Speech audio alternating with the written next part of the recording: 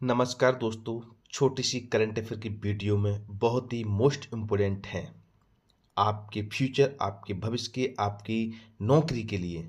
इस वीडियो को अंत तक देखें क्योंकि इस वीडियो में बहुत ही मोस्ट इम्पोर्टेंट करंट अफेयर है। तो जय हिंद, जय भारत। चलिए शुरुआत करते हैं।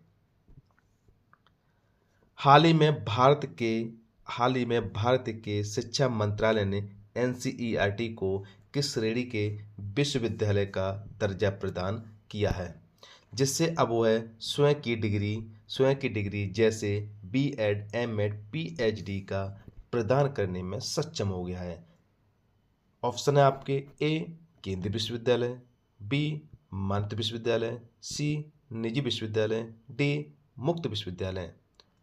आप अपना कमेंट बॉक्स में जवाब दें। तो यहाँ पर आपका राइट आंसर बी मानद विश्वविद्यालय।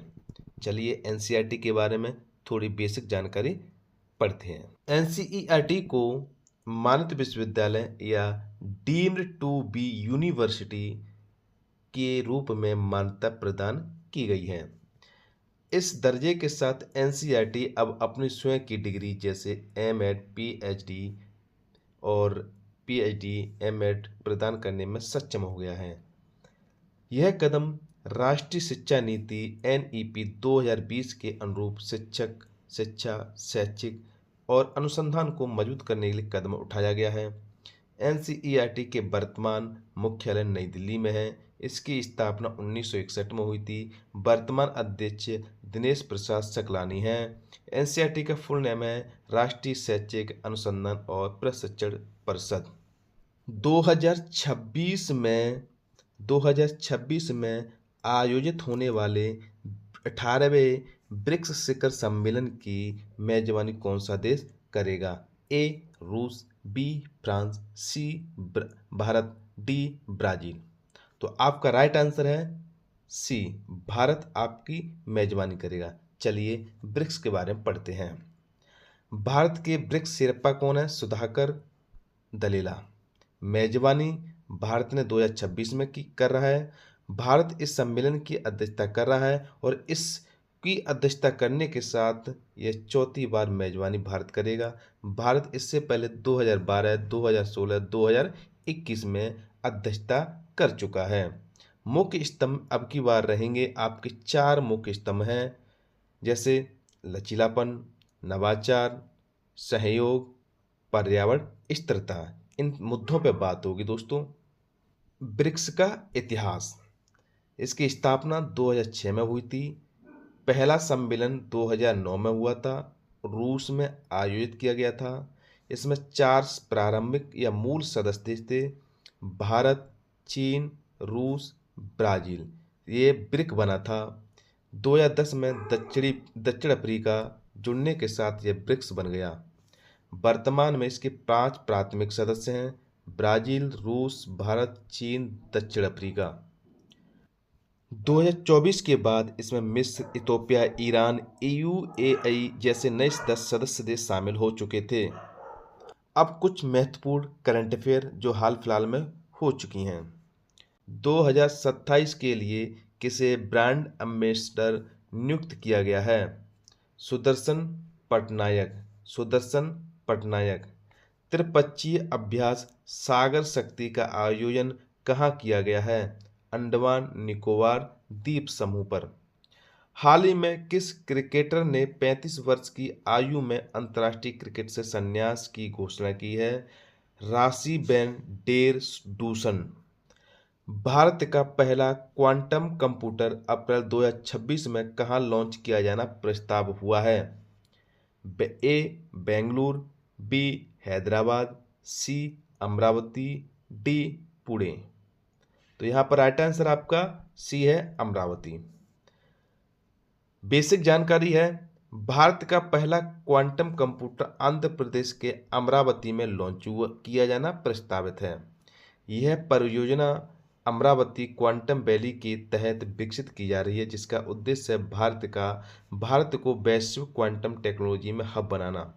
यह पहल नेशनल क्वांटम मिशन के तहत जो देश में क्वांटम टेक्नोलॉजी को बढ़ावा देने के लिए शुरू की गई है। हाल ही में उपराष्ट्रपति सीपी राधाकृष्णन जी ने दिशा कार्यक्रम के तहत न्याय सेतु एआई चैटबॉट और मैस्कोट दीक्षिका का अनावरण कहाँ किया गया है? ए विज्ञान भवन, बी भारत मंडपम, सी राष्ट्रपति भवन, डी संसद भवन। तो आपका है ए राइट आंसर है विज्ञान भवन में। उपराष्ट्रपति सीपी राधाकृष्णन ने 29 मार्च 2026 को नई दिल्ली में विज्ञान भवन में आयोजित एक राष्ट्रीय परामर्श कार्यक्रम के दौरान न्याय सेतु एआई चैटबॉट और इसके साथ शुभंकर मैस्कोट दीक्षिका का अनावरण किया है।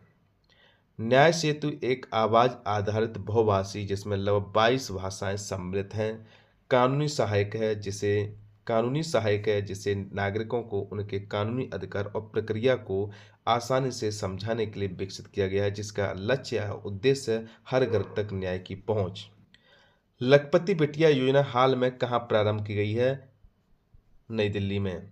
भारतीय रिजर्व बैंक आरबीआई की स्थापना किस तिथि को हुई थी? 1 अप्रैल 1935 को। हाल ही में किस राज्य के मुख्यमंत्री ने इस्तीफा देकर राज्यसभा में शामिल होने का निर्णय लिया है? बिहार।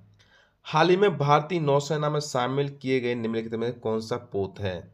हाल ही में भारतीय नौसेना में शामिल किया गया निम्नलिखित कौन सा पोत है? ए आईएनएस विक्रांत और आईएनएस चक्र, बी आईएनएस तारगिरी और आईएनएस अर्धिमान, सी आईएनएस कोलकाता और INS Delhi, D INS Arihant और आईएनएस चेन्नई। तो आपका राइट आंसर आपका है बी। राइट आंसर कौन सा है? बी। संयुक्त राष्ट्र की शून्य अपशिष्ट के संदर्भ में बरकला किस राज्य में स्थित है? क्या बरकला किस राज्य में स्थित है? ए केरल, बी तमिलनाडु, सी कर्नाटक, डी आंध्र प्रदेश। तो आपका राइट आंसर है केरल। हाल ही में 33 वर्ष के लंबे अंतराल के बाद हाल ही में किस राज्य को पुनः टाइगर, मतलब कितने 33 वर्ष के बाद क्या पुनः टाइगर स्टेट का दर्जा प्रदान किया गया है? टाइगर स्टेट का दर्जा प्रदान किया गया है। तो आपका राइट आंसर है गुजरात। 3 अप्रैल 2026 को दुनिया भर में शांति और सद्भाव के उत्सव के रूप में कौन सा दिवस मनाया जाता है? तो विश्व पार्टी दिवस। सूचना एवं प्रशासन मंत्रालय के नए सचिव के रूप में किसे नियुक्त किया गया है? चंचल कुमार को। हाल ही में यूएस मेजर लीग एमएलसी में शामिल होने वाले पहले भारतीय खिलाड़ी कौन हैं? ए रविचंद्रन अश्विनी, बी दिनेश कार्तिक, सी विराट कोहली, डी रोहित शर्मा। तो आपका राइट आंसर है ए रविचंद्रन अश्विनी। हाल ही में भारत के ड्रग्स कंट्रोलर जनरल ने क्यूडेगा नामक वैक्सीन को किस बीमारी के उपचार के लिए मंजूरी दी है? कौन सी वैक्सीन है क्यूडेगा? तो यह आपका है ए मलेरिया, बी डेंगू, सी चिकनगुनिया, डी जीका वायरस। तो आपका राइट आंसर है बी डेंगू। वर्ष 2026 का टाइलर पुरस्कार जिसे पर्यावरण का नोबेल पुरस्कार भी कहा जाता है किसे प्रदान किया गया है? A Ganny Richards, B David Attenborough, C Sunita Nair, D Toby Tiers या कियर्स। तो आपका डी राइट आंसर है। हाल ही में किस राज्य की पुलिस को प्रेसिडेंटस कलश सम्मान से नवाजा गया है? ओडिशा पुलिस को। आंध्र प्रदेश की स्थायी राजधानी के रूप में किसे चुना गया है? इसके लिए कौन सा बिल पास हुआ है या अधिनियम या बिल कौन सा पास हुआ है? अमरावती को स्थायी राजधानी बनाया गया है किसकी? आंध्र प्रदेश की। संसद ने पुनर्गठन विधेयक 2026 बिल पारित किया गया है। हाल ही में किस देश में 7.4 तीव्रता के भूकंप के बाद सुनामी की चेतावनी जारी की गई है? इंडोनेशिया आपका राइट आंसर है।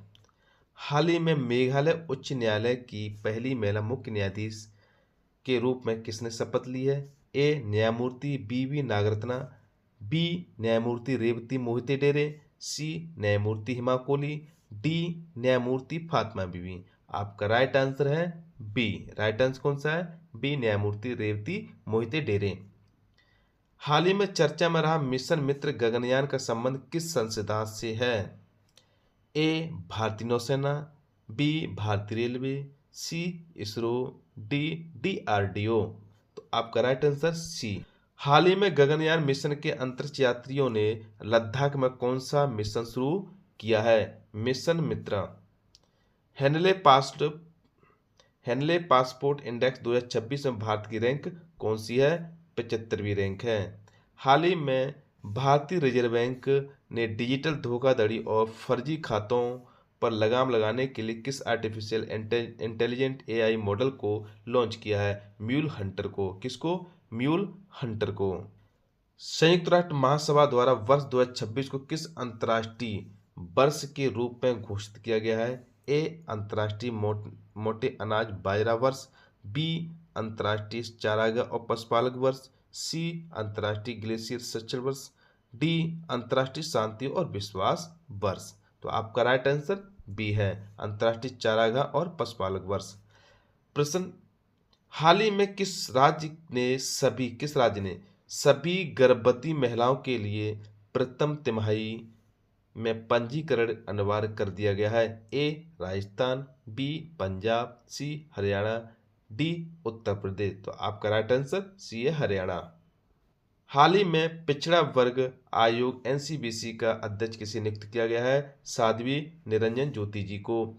विश्व की पहली डिजिटल जनगणना किस देश में की जा रही है? भारत में। पीएम कुसुम योजना को अब कब तक के लिए बढ़ा दिया गया है? 2027 के लिए।